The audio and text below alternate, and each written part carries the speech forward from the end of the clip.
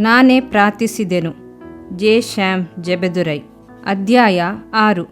ನಿಮ್ಮ ಕಣ್ಣುಗಳನ್ನು ಮೇಲೆತ್ತಿ ನೋಡಿರಿ. ಏಷಾಯ 40:26. ಗೆಲಿಲಿಯೋ ಎಂಬ ವಿಜ್ಞಾನಿಯು ತನ್ನ ಕಣ್ಣುಗಳನ್ನು ಮೇಲೆತ್ತಿ ನೋಡಿದರು. ಅವರು ಟೆಲಿಸ್ಕೋಪಿನ ಮೂಲಕವಾಗಿ ಆಕಾಶಮಂಡಲದಲ್ಲಿರುವ ಹೇರಳವಾದ ನಕ್ಷತ್ರಗಳನ್ನು ಕಂಡು ಆನಂದಿಸಿದರು. ಅವರ ಶೋಧನೆಯಿಂದ ಅವರು ಆಕಾಶದೆತ್ತರಕ್ಕೂ ಬೆಳೆಯಲು ಶಕ್ತರಾದರು. ಅನೇಕರು ತಮ್ಮ ಕಣ್ಣುಗಳನ್ನು ಮೇಲೆತ್ತಿ ನೋಡದೆ ಪಕ್ಕದಲ್ಲಿರುವುಗಳನ್ನೇ ನೋಡುತ್ತಿರುತ್ತಾರೆ. ಪಕ್ಕದಲ್ಲಿರುವುಗಳನ್ನೇ ನೋಡುತ್ತಿರುವವರಿಗೆ ಮಿಯೋಮಿಯಾ ಎಂಬ ಕಣ್ಣಿನ ವ್ಯಾಧಿ ಬರುತ್ತದೆ. ಇದರಿಂದ ದಿನೇ ದಿನೇ ದೃಷ್ಟಿಯು ಕಡಿಮೆಯಾಗುತ್ತದೆ. ದೂರದಲ್ಲಿರುವುಗಳನ್ನು ನೋಡಲು ಸಾಧ್ಯವಾಗುವುದಿಲ್ಲ. ದೃಷ್ಟಿಯನ್ನು ಕಳೆದುಕೊಳ್ಳುತ್ತಾರೆ. ಆದುದರಿಂದ ಕಣ್ಣಿನ ಪ್ರಬಲ ವೈದ್ಯರು, ನೀವು ಬೆಟ್ಟದ ತುದಿಗೆ ಹೋಗಿ ನಿಮ್ಮ ಕಣ್ಣುಗಳನ್ನು ಮೇಲೆತ್ತಿ ದೂರದಲ್ಲಿರುವ ಪ್ರದೇಶಗಳನ್ನು ನೋಡಿರಿ ಎಂದು ಆಲೋಚನೆ ಹೇಳುತ್ತಾರೆ. ಕಣ್ಣುಗಳು ಶುಭ್ರವಾಗುತ್ತವೆ. ಸಾಧು ಸುಂದರ್ ಸಿಂಗ್ ಒಂದು ಸಾರಿ ಒಬ್ಬ ಬುದ್ಧ ಸನ್ಯಾಸಿಯನ್ನು ಟಿಬೆಟ್ಟಿನಲ್ಲಿದ್ದ ಒಂದು ಗುಹೆಯಲ್ಲಿ ಸಂಧಿಸಿದರು. ಆ ಗುಹೆಯೊಳಗೆ ಕತ್ತಲು ಆವರಿಸಿತ್ತು. ಬೆಳಕಿರಲಿಲ್ಲ. ಅಲ್ಲಿ ಬೆಳಕು ಪ್ರವೇಶಿಸಲು ಆಗುತ್ತಿರಲಿಲ್ಲ.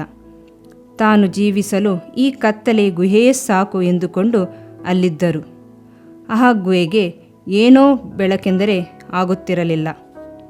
ನಾನು ಜೀವಿಸುವುದಕ್ಕೆ ಈ ಕತ್ತಲೆಯೇ ಸಾಕು ಎಂದು ಈ ಕತ್ತಲೆಯ ಗುಹೆಯೊಂದನ್ನು ಆರಿಸಿಕೊಂಡು ಕತ್ತಲೆಯಲ್ಲಿರುವ ಕೆಲವು ವಸ್ತುಗಳನ್ನು ಮಾತ್ರವೇ ನೋಡಿಕೊಂಡು ಜೀವಿಸುತ್ತಿದ್ದರು. 5-6 ವರ್ಷಗಳೊಳಗೆ ಅವರ ಕಣ್ಣುಗಳು ದೃಷ್ಟಿಯನ್ನೇ ಕಳೆದುಕೊಂಡು ಮಂಕಾದವು. ಕೊನೆಗೆ ಅವರಿಗೆ ಬೆಳಕನ್ನು ನೋಡಲು ಆಸೆಯಾದರೂ ಸಾಧ್ಯವಾಗಲಿಲ್ಲ. ಕತ್ತಲೆ ಅವರ ಜೀವಿತವನ್ನು ಆವರಿಸಿತು. ಹೌದು, ಅವರು ಸಂಪೂರ್ಣ ಕುರುಡರಾದರು. ಸೈತಾನನ ಕಾರ್ಯಗಳಲ್ಲಿ ಇದೂ ಒಂದು. ಜನರನ್ನು ಬೆಳಕಿನೆಡೆಗೆ ಬರಗೊಡಿಸದೆ ಅವರನ್ನು ಕತ್ತಲಿನಲ್ಲಿಯೇ ಇರಿಸಿ ಮುಚ್ಚಿಬಿಡುತ್ತಾನೆ. ಕತ್ತಲಲ್ಲಿಯೇ ನಿಮಗೆ ಆಶೀರ್ವಾದಕರ ಎಂದು ಬೋಧಿಸುತ್ತಾನೆ. ಜನರನ್ನು ಕತ್ತಲೆಯ ಮಾರ್ಗದಲ್ಲಿ ನಡೆಸುತ್ತಾನೆ. ಇನ್ನು ಕೆಲವರ ಕಣ್ಣುಗಳನ್ನು ಸೈತಾನನು ಅತಿ ಸಮೀಪದಲ್ಲಿರುವ ಲೋಕದ ಸಮಸ್ಯೆಗಳನ್ನೇ ನೋಡುತ್ತಿರುವಂತೆ ಮಾಡುತ್ತಾನೆ. ನಿತ್ಯವಾದುಗಳನ್ನು ನೋಡದ ಹಾಗೆ ತಡೆಯುತ್ತಾನೆ. ಅವರಿಗೆ ಯಾವಾಗಲೂ ಇಹಲೋಕದ ಚಿಂತೆಗಳೇ, ಈ ಪ್ರಪಂಚದ ವ್ಯಾಮೋಹಗಳೇ ಅವರನ್ನು ಆವರಿಸಿಕೊಂಡಿರುತ್ತವೆ. ನಿಮ್ಮ ಕಣ್ಣುಗಳನ್ನು ಮೇಲಕ್ಕೆತ್ತಿ ನೋಡಿರಿ ಎಂದು ಕರ್ತನು ಅನ್ನುತ್ತಾನೆ. ಏಷಾಯ 40:26. ನಮಗೆ ಸಹಾಯ ಬರುವ ಪರ್ವತಗಳ ಕಡೆಗೆ ನೋಡೋಣ. ಕೀರ್ತನೆ 121:1. ನಮ್ಮ ದೃಷ್ಟಿಯು ಯಾವಾಗಲೂ ನಿತ್ಯವಾದ ಪರ್ವತಗಳ ಕಡೆಗೆ ನೋಡುತ್ತಿರಬೇಕು. ಅಂದು ಕರ್ತನು ಅಬ್ರಹಾಮನನ್ನು ಏಕಾಂತವಾಗಿ ಕರೆದುಕೊಂಡು ಹೋಗಿ ಆಕಾಶವನ್ನು ನೋಡು ಅಂದನು. ಹೌದು, ಪಕ್ಕದಲ್ಲಿ ಕಾಣುವ ವಸ್ತುಗಳನ್ನು ತೋರಿಸಲು ಕರ್ತನು ಇಷ್ಟಪಡಲಿಲ್ಲ. ಆಕಾಶದಲ್ಲಿ ತಾನು ಸೃಷ್ಟಿಸಿದ ನಕ್ಷತ್ರಗಳನ್ನು ನೋಡುವ ಹಾಗೆ ದೂರದೃಷ್ಟಿಯನ್ನು ಅವನಿಗೆ ಕೊಟ್ಟನು. ಮಾತ್ರವಲ್ಲ, ನಿನ್ನ ಸಂತತಿಯು ಹೀಗೇ ಇರುವುದು ಎಂದು ಅವನಿಗೆ ವಾಗ್ದಾನ ಮಾಡಿದನು. ಅಬ್ರಹಾಮನು ತನ್ನ ಸಂತತಿಯೆಲ್ಲವನ್ನು ಆ ನಕ್ಷತ್ರಗಳಂತೆ ಕಂಡನು. ಮಾತ್ರವಲ್ಲ, ಆ ನಕ್ಷತ್ರಗಳಲ್ಲಿಯೇ ತನ್ನ ಸಂತತಿಯನ್ನು ಉದಯಸೂಚಕ ನಕ್ಷತ್ರವಾದ ಕ್ರಿಸ್ತ ಯೇಸುವನ್ನು ಕಂಡನು. ಅವನ ಹೃದಯವು ಹರ್ಷಿಸಿತು. ಕ್ರಿಸ್ತನು ಇದರ ಕುರಿತು ಹೇಳುತ್ತಾನೆ, ನಿಮ್ಮ ಮೂಲಪುರುಷನಾದ ಅಬ್ರಹಾಮನು ನನ್ನ ದಿನವನ್ನು ತಾನು ನೋಡೆನೆಂದು ಉಲ್ಲಾಸಪಟ್ಟನು. ಅದನ್ನು ನೋಡಿ ಸಂತೋಷಗೊಂಡನು ಅಂದನು. ಯೋಹಾನ 8:56. ದೇವ ಮಗುವೆ, ನಿನಗೆ ದೂರದೃಷ್ಟಿ ಅಗತ್ಯ. ಇಹಲೋಕದ ಕುರಿತಾಗಿ ಅಲ್ಲ, ಆ ಪರಲೋಕದ ನಿತ್ಯ ಸೌಭಾಗ್ಯವನ್ನೇ ಬಯಸಿರಿ. ಪರಲೋಕ ರಾಜ್ಯಕ್ಕಾಗಿಯೂ ನೀತಿಗಾಗಿಯೂ ತವಕ ಪಡಿರಿ. ಆದರೆ ಅವರು ಪರಲೋಕವೆಂಬ ಉತ್ತಮ ದೇಶವನ್ನು ಹಾರೈಸುವವರು. ಆದುದರಿಂದ ದೇವರು ಅವರ ದೇವರೆನಿಸಿಕೊಳ್ಳುವುದಕ್ಕೆ ನಾಚಿಗೊಳ್ಳದೆ ಅವರಿಗೋಸ್ಕರ ಪಟ್ಟಣವನ್ನು ಸಿದ್ಧ ಮಾಡಿದ್ದಾನೆ. ಇಬ್ರಿಯ 11:16. ಇದರಿಂದ ನಿನ್ನ ದೇಹಕ್ಕೆ ಆರೋಗ್ಯವು, ಎಲುಬುಗಳಿಗೆ ಸಾರವು ಉಂಟಾಗುವವು. ಜ್ಞಾನೋಕ್ತಿಗಳು 3ನೇ ಅಧ್ಯಾಯ 8ನೇ ವಾಕ್ಯ. ಪ್ರಿಯ ವೀಕ್ಷಕರೇ ಮತ್ತು ಕರ್ತನಲ್ಲಿ ಸಹೋದರ ಸಹೋದರಿಯರೇ, ನೀವು ನಮ್ಮ ಈ ಕಾರ್ಯಕ್ರಮವನ್ನು ವೀಕ್ಷಿಸಿದ್ದಕ್ಕಾಗಿ ದೇವರ ನಾಮದಲ್ಲಿ ನಿಮಗೆ ವಂದನೆಗಳು. ದೇವರ ವಾಕ್ಯವು ನಮ್ಮ ಎಲುಬಿಗೆ ಬಲವೂ ಸಾರವೂ ಆಗಿದೆ ಎಂದು ಸತ್ಯವೇದವು ಹೇಳುವಂತೆ ಈ ಕಾರ್ಯಕ್ರಮವು ನಿಮಗೆ ಆಶೀರ್ವಾದಕರವಾಗಿದೆ ಎಂದು ನಂಬುತ್ತೇವೆ. ಪ್ರಿಯ ವೀಕ್ಷಕರೇ, ನಮ್ಮ ಈ ಸೇವೆಗಾಗಿ ಪ್ರಾರ್ಥಿಸಿರಿ ಮತ್ತು ಎಲ್ಲಾ ಕಾರ್ಯಕ್ರಮಗಳನ್ನ ಇತರರೊಂದಿಗೆ ಶೇರ್ ಮಾಡಿರಿ. ಅದೇ ರೀತಿಯಾಗಿ ನಮ್ಮ ಈ ಯೂಟ್ಯೂಬ್ ಚಾನೆಲ್ ಅನ್ನು ಸಬ್ಸ್ಕ್ರೈಬ್ ಮಾಡಿರಿ ಹಾಗೂ ಲೈಕ್ ಮಾಡಿ. ನಿಮ್ಮ ಅನಿಸಿಕೆಗಳನ್ನು ಕಮೆಂಟ್ ಬಾಕ್ಸ್ನಲ್ಲಿ ನಮಗೆ ತಿಳಿಯಪಡಿಸಿ. ನಮ್ಮ ಸಂಖ್ಯೆ 7022104605. ಈ ಸಂಖ್ಯೆಗೆ ಕರೆ ಮಾಡಿರಿ. ಒಬ್ಬ ಪಾಪಿಯ ಪ್ರಾರ್ಥನೆ. ಯೇಸುವನ್ನು ರಕ್ಷಕನಾಗಿ ಅಂಗೀಕರಿಸಲು ಮಾಡಬೇಕಾದ ಪ್ರಾರ್ಥನೆ. ಪ್ರಿಯ ಪರಲೋಕದ ತಂದೆಯೇ, ಯೇಸುವಿನ ಹೆಸರಿನಲ್ಲಿ ನಾನು ನಿನ್ನ ಬಳಿಗೆ ಬಂದಿದ್ದೇನೆ. ನನ್ನ ಬಳಿಗೆ ಬರುವವರನ್ನು ನಾನು ತಳ್ಳಿಬಿಡುವುದೇ ಇಲ್ಲ.